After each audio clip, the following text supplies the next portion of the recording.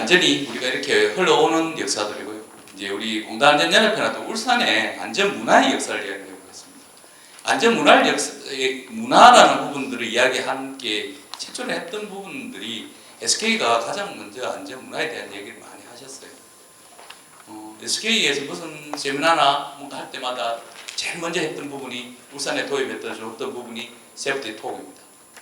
현장에서는 TBM이라는 지저훈련이라든지 5분 안전조회라든지 이런 부분들로 해서 안전을 우선시하는 문화가 있었지만, 그럼 사무직이나 회의나 사장님은 안전을 우선시하는 것을 뭐로 삼을 거냐는 거죠. 그럴 때 회의에 가장 앞서서 회의의 가장 모두 발언을 안전으로 하자. 안전의 동영상이나 안전의 어떠한 형태를 갖고 회의를 주재하는 사람이 먼저 이야기를 하고 나머지 경제를 하든 손익을 따지든 생산을 따져보자 라고 했다고 이제 시작을 한다고 SK에서 이렇게 국내 우리 울산 지역에 모든 분들한테 배포도 해주시고 세미나도 많이 해주셨어요. 근데 과연 이걸 받아들이는 우리 국내 또는 우리 업체들이 얼마나 될까? 외국 기업들이 세프티 컨택이라든지 뭐 이런 부분들을 여러 가지 형태로 많이 하고 있었지만, 지금 국내 기업들도 대기업들도 많은 부분에서 세프티 톡을 받아들이고 있죠. 그래서 많이 하고 있습니다. 이 부분 하려고 그러면 회의 주관하는 사람들 5분, 10분은 신경을 써야 됩니다. 되게 힘듭니다.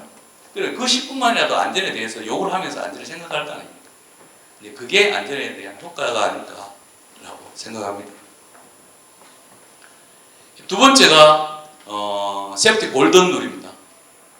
세프티 골든 룰을 많이 외쳐주신 분은 그 당시에 권영면 울산 안전보험공단 울산 본부의 지청이었죠. 그때는 권영면 원장님께서 많은 부분들을 이야기를 해주셨고요. 세프티 골든 룰 선포식에 S5일의 선포식에 가셔서 세프티 골든 룰이라는 부분들을 이야기하시기 시작했어요. 그게 2013년도입니다. 그런 계기로 해서 국내 기업들도 많은 부분들을 세프티 골든 룰을 만들었습니다. 처음에는 의미도 모르고 야 그거 좋은 것 같다 해서 갖다 썼어요. 근데 지금은 그 의미를 분명히 부여를 하죠. 세프티 골든 룰을 위반하면 원 스트라이크 아웃을 시키겠다. 지금 많은 공장에서 세프티 지금 TA를 하고 계신데 TA 때 골든 룰을 위반하는 협력업체들은 한 번이라도 위반하면 퇴출시키겠다라고 해서 많은 룰을 만들어 놓으셨더라고요. 그런 부분도 있듯이 이런 세프티 골든 룰 자체도 핵심 가치다. 이것은 정말 대형 사고로 이어질 수 있고 우리 업종에서 우리 공장에서 가장 위험한 것 중에 대표적인 것들을 선정을 해서 그걸 꼭 지키게 하겠다는 핵심 가치로 삼고 룰을 만들어서 진행하는 것들을 많이 배포를 했는 게 이게 S5에서 주도적으로 많이 해주셨죠. 지금은 솔베이가 바스퍼 퍼포먼스로 바뀌어왔습니다. 솔베이의 그 임직원 안전관리 책임과 권한에서 독수리의 머리와 눈, 꼬리, 날개를 해서 설명한 걸 한 번이라도 안 들어보신 분은 여기에 5년 이상 근무하신 분은 없을 겁니다. 지금 울산대학교에서 강의하시는 박현철 사모님께서 그 안전관리 그 경영자가 방향을 잘 잡고 리더십이 있어야지만이 모든 우리 조직원들이 잘 될 수 있다. 책임과 권한을 다 지킬 때 우리는 안전한 사업장으로 갈 수 있다라는 부분들을 항상 외쳐주셨던 분입니다.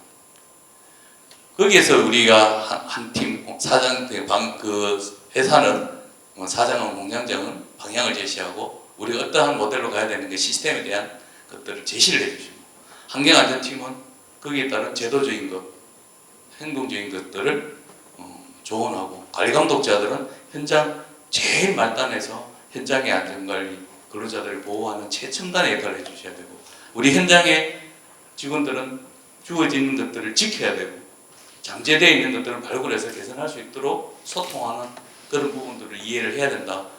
이게 벌써 10년 전부터 외쳐주셨던 부분인데 중처법의 체계잖아요. 중처법의 안전관리 체계가 이 톱니바퀴를 그대로 이용한 겁니다. 그래서 우리 울산은 이렇게 안전에 대한 문화에 대한 부분들이 어느 타 지역보다도 앞서가고 있고 많이 공유되고 있고 잘 되고 있습니다. 제가 여러 지금 7군데의 지역을 다니지만 울산만큼 이렇게 그 민과 민, 그러니까 우리 공장끼리 서로 정보를 주고받고 공유하고 있는 체계가 잘 돼 있는 데는 이제 울산이 최고인 것 같습니다. 바크가 최초로 해서 고유명사가 되어버린 게 JSA입니다. 그거는 한국말로 해서 그냥 법에서는 작업 위험성 평가라고 되어 있습니다. 산업안전보건법에서도 작업 위험성 평가가 되어 있고 고사 가이드에서도 이제 작업 위험성 평가라고 되어 있습니다. 작업 위험성 평가의 기법 중에 JSA가 있고 도엠도 있고 체크리스트도 있고 여러 가지 기법이 있는데 바크에서 작업 위험성에 대한 부분들을 하는 것은 이렇게 우리는 합니다라고 해서 JSA 기법을 한번 이야기해 줬는데 그게 코사 가이드에 등록이 되어 버렸어요. 그래서 우리나라 대한민국의 스탠다드가 됐고 최근에는 다시 이제 성태한 이사님과 보건공단의 관계자들이 바꿔서 코사 가이드가 다시 바뀌어서 올라가 있죠. 이렇듯이 회사의 노하우가 많이 포함되어 있는 이런 기법까지도 그대로 오늘도 엑셀 파일을 그대로 다 공유해 주셨잖아요. 체크리스트를 그대로 공유를 다 해주셨잖아요. 지금도 고용노동부 게시판에 가면요 이런 자료들이 그대로 다 있습니다. 엑셀 파일로 그대로 다 있습니다. 2013년, 2014년, 2015년 게시판에 가보시면 여기서 방금 이야기했던 솔베이나 바크나 두폰이나 에서 발표했던 이 자리에서 발표하고 공단에서 발표하고 지청에서 발표하고 했던 수많은 자료들이 그대로 자료가 올라가 있습니다. 업무를 새로 시작하시는 분들이나 다시 안전을 시작하시는 분들은 그 자료를 한번 찾아서 한번 다시 리바이벌 해보십시오. 그리고 내년에 무슨 일을 하면 좋을까라고 생각할 때 그걸 저도 한 번씩 다시 들춰봅니다. 그걸 들춰봤을 때 거기에 이런 부분들이 하면 참 좋을 것 같다라는 생각들을 많이 합니다. 그리고 두폰에서 BBS라는 행동기반 안전관찰이라는 부분을 많이 했죠. 처음에는 우리는 뭐였습니까? 국내에서 하는 방법은 경고장이었죠. 규율이 안 지켜지는 사람들에 대해서는 당신은 몇 점 몇 항을 위반했으니까 경고받아라. 네 2번 경고받고 3번 경고받으면 처벌받는다. 이거였잖아요. 근데 이 BBS는 절차와 현장과 그 사람의 행동을 관찰해서 뭐가 잘못되어 있는지 그거를 수정해주고 개선해주는 역할을 하는 게 BBS입니다. 뭔가를 처벌하는 목적이 아니고 행동과 현장과 절차를 분명하게 행동과 현장과 절차를 보고 그 중에서 무엇이 잘못되어 있는지 무엇이 위험을 내포하고 있는지를 개선을 해주는 게 BBS의 기본입니다. 그래서 이런 부분들에 대한 부분도 스타트에 대한 부분들도 한번 우리의 그대로 사용할 수는 없습니다. 너무나 어렵습니다. 그래서 우리가 간단하게 할 수 있는 양식이나 해서 시작을 해서 조금씩 발전해야 됩니다. 근데 하다 보면 이 작업에 대해서 표준이 없네, 수칙이 없네 라는 것들이 많이 발견이 됩니다. 그럼 거기에 대해서 수칙을 다시 만들어보고 근로자에게 교육을 시켜보고 그러다 보면 이거 안전 자체가 빠져있네 라는 것도 보이게 됩니다. 그렇게 하나씩을 개선해 나가는 게 행동 기반의 안전. 이게 10년 전에 불산 사건이 났을 때 국내에 독성가스가 누출이 됐을 때 어떻게 제도 방법이 있냐고 책에 찾아봐도 없었고 법에도 없었고 아무도 없었어요. 그래서 울산 지역에서 제일 먼저 찾았던 게 그 당시에 APK 성태한 부장님이 근무하셨던 거기서 이제 독성가스 부분들에 대해서는 벌써 그때 룸이 지어지고 이중에 문이 있고 거기에서 제어할 수 있도록 음압을 걸어서 스크라버로 보내고 스크라버에서 제독을 한 후에 가스 측정을 해서 외부로 나갈 수 있는 시스템이 있다라고 해서 그 부분들을 본사에까지 연락해서 그 컨펌을 받아서 다 오픈을 시켜주고 안전보건공단에 와서 하고 있습니다. 그때서 요 작업에 대한 부분에 워크숍을 경주에서 처음으로 했던 것 같습니다. 그 기억도 지금 오늘 이 자리에 오니까 기억이 나는 것 같습니다. 그래서 이런 부분들도 해서 많은 부분들이 벤치마킹했어요. 호롱도 이 부분을 벤치마킹해서 이렇게까지 철저하지는 못했지만 여기에 5, 60%는 가깝게 갈 수 있도록 지금 시스템을 구축을 해놨습니다. 바스프에서 공유했던 부분이 24시간 그러니까 24시간 전에 당신들 회사에 공장에 내일 간다. 내일 아침 오늘 아침 9시에 전화해서 내일 아침 9시에 당신 회사 들어갈게. 불시 지금 강도가 똑같습니다. 그런 오디트 방법을 택해서 코드를 몇 개의 코드를 딱 집중해서 진행을 했는데 아주 좋은 결과가 있었다라고 했습니다. 그래서 저는 이걸 벤치마킹해서 지금도 우리 본사에 있는 센터에서 24시간 전에 연락하고 지방사업장을 하루 또는 이틀씩 가서 오디트하는 제도들을 갖고 있습니다. 운영을 하고 있습니다. 올해부터. 작년에 시범 운영을 했었고 올해부터는 제가 본격적으로 하고 있는데 아주 좋습니다. 평상시에 나타나지 않던 문제점들이 어마어마하게 많이 나타납니다. 하루 만에는 다 가라서를 다 못 만들거든요. 변경 관리를 안 했던 게 하루 만에 다 못합니다. 그날 전에 네 사인해도 다 못합니다. 안전자국 허가 빠졌는 거 못 맞췄습니다.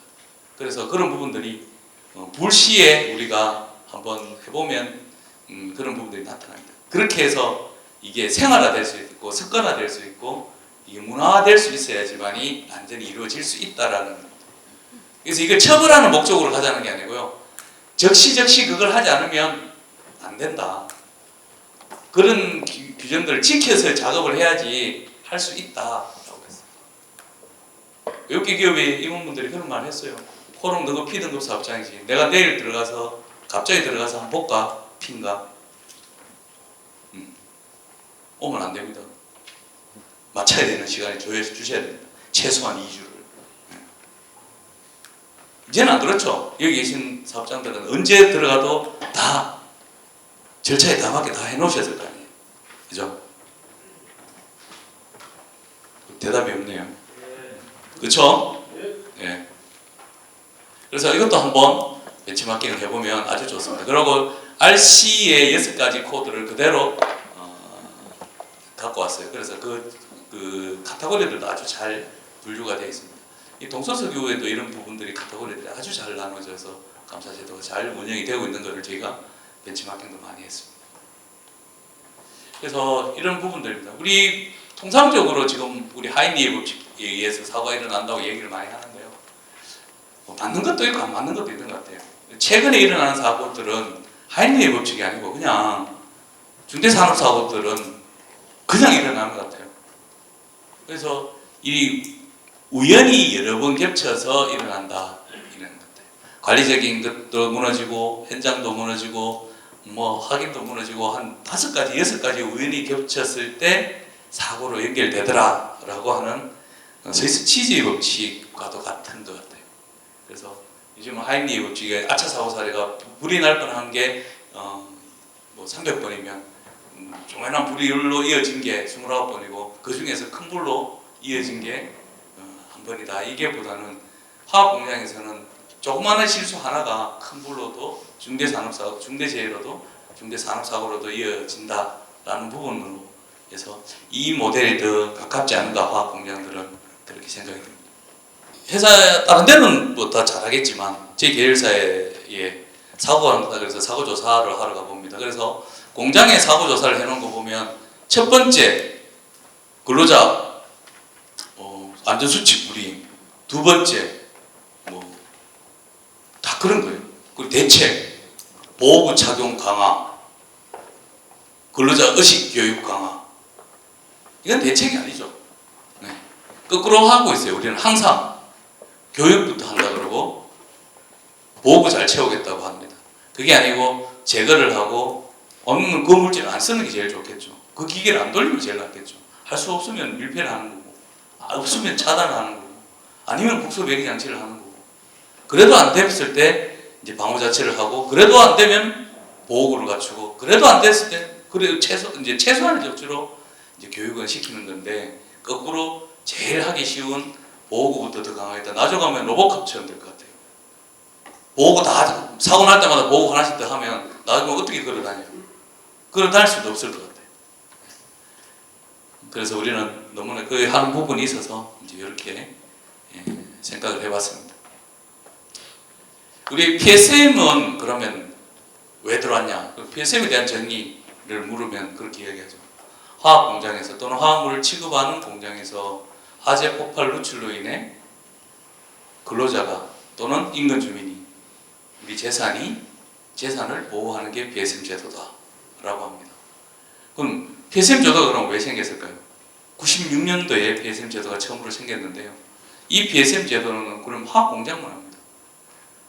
사고의 빈도율이 많은 브레스 공장이나 자동차 조립 공장이나 이런 부분들에서는 PSM 제도가 없습니다. 그런데 도시가스를 조금이라도 더 많이 쓰고 용도를 조금 많이 쓴다면 그 공장은 PSM을 합니다. 하는 건 뭐냐면 이 부분입니다.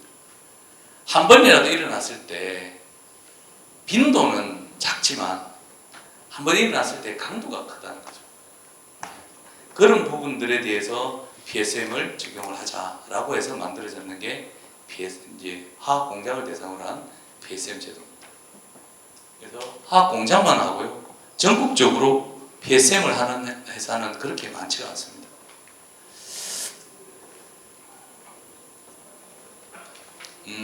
전국적으로 PSM 대상 사업장이 지금 현재 2,500개가 채 안 됩니다.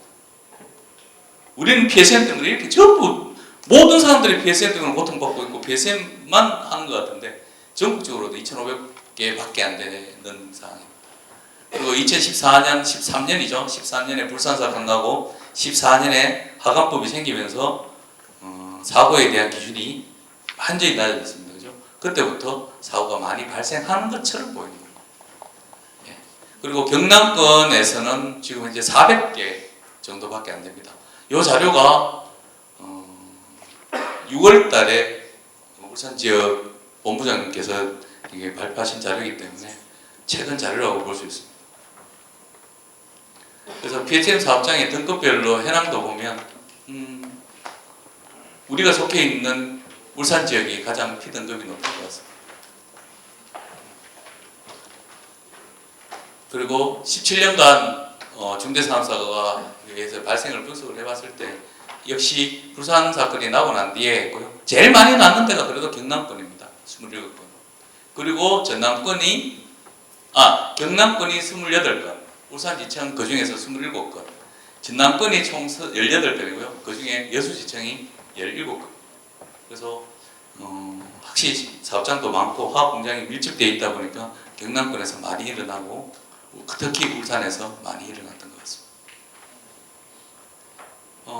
원인들로 보면 시운전 과정, 정비 과정에서 가장 많이 일어났고요. 그 정비 과정 중에서는 원청보다는 협력업체가 더 많이 일어났다. 그리고 시운전 과정에서가 이제 20명, 정상운전 과정이 21명 이렇게 크게 세 가지로 분류가 됩니다. 이거는 다 알고 계시는 내용인데 한번 다시 한번 숫자로 확인을 해봤습니다. 화학물질 관련했던 부분이 78%고요. 화재 폭발로 해서 정전기로 인해 했던 게 67%고 안전작업 표준 절차를 안 지켰던 게 74%입니다. 이게 안전작업 허가 미준수라는 부분이죠. 두 번 67%에 대해서는 좀 동의할 수가 없는 부분이 많습니다. 그래서 정전기라는 부분을 원인을 찾지 못하니까 그냥 정전기라고 하지 않았을까라는 게 많이 있습니다. 그래서 정전기에 의한 허수가 참 많다라는 부분들이 좀 생각되어지고요. 이런 부분들을 잠식하기 위해서라도 정전기에 대한 대책들을 좀 수립을 잘 해서 진행이 돼야 되겠다.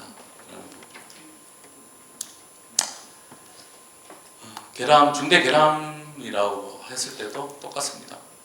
여수, 울산, 대산 이 세 군데서 가장 많았습니다. 영남권이 33건, 충남권이 27건, 전남권이 17건. 예방안전에 대한 부분이 책자에 실려 있는 부분인데요. 정비보수 작업이 가장 많은 부분이 있고요. 그리고 화기작업하고 밀폐공간 안에서 일어나는 사고들이 가장 많다. 지금 현재도 화기작업, 우리 울산에서 원래 일어나는 작업들도 다 정비작업, 화기작업, 밀폐공간 작업, 시운전 이 분류 안에 다 들어갑니다. 그래서 새로 나타나는 사건이 없다. 어제 고용노동부의 세종에 있는 관계자들하고 미팅을 했는데요. 그분이 첫 이제 모두 발언을 이렇게 했어요. 올해 거를 내가 우리 중대재해 예방실을 통해서 다 분석해봤는데 새로운 유행의 사고가 한 건도 없더라. 그래서 모두가 노력하면 예방할 수 있다 라고 말씀하시더라고요. 그래서 우리 그 말에 동의하지 못한다고 이야기했다가 혼났는데요. 그렇습니다. 지금 새로운 유행은 그 유행에서 나타나는 중대 사고는 없습니다. 요 안에서 보수 작업, 확인, 밀폐 작업, 가동 시운전이나 이런 부분에서 그것이 다 일어납니다. 그리고 원인으로서는 정전기 부분들이 가장 많다고 얘기합니다. 이 부분은 제가 했던 말은 아닙니다. 이제 이것도 고광재 본부장님 말씀하셨던 부분인데요. 비를 막을 수는 없지만 비가 내릴 것에 대비해 준비한다면 그 피해를 줄일 수 있을 것이다 라고 하신 말씀이 마음에 들었습니다. 그러면서 야 오늘 비가 온단다 우산 하나 들고 나가라 라고 했을 때 차에서 내렸을 때 비가 왔을 때 여유롭게 우산을 펴고 걸어갈 수 있는데 그 귀찮음 하나 때문에 우산을 안 들고 나가면 차에서 내렸을 때 비가 오면 잠바를 머리에 뒤집어 쓰고 열심히 뛰어야 된다. 그런 불안전한 행동이 일어난다. 라는 겁니다. 그래서 안전은 항상 귀찮은 거고 안전은 예방한 만큼 우리가 같이 노력한 만큼의 대가는 분명히 돌아온다. 그래서 귀찮은 만큼 우리의 안전이 지켜지지 않을까. 모두가 근로자들의 귀찮음을 많이 유도하셔서 우리 모두 무죄 사업장으로 하고 우리가 지금 이 상태 발가락 10개, 손가락 10개 있는 상태가 우리 퇴직할 때까지 그러고 우리가 편안하게 죽을 때까지 유지가 됐으면 좋겠습니다. 이상 뭐 별거 아닌 이야기였지만 경청해 주셔서 감사하고 시간 관계상 질문을 받지 않도록 하겠습니다. 고맙습니다.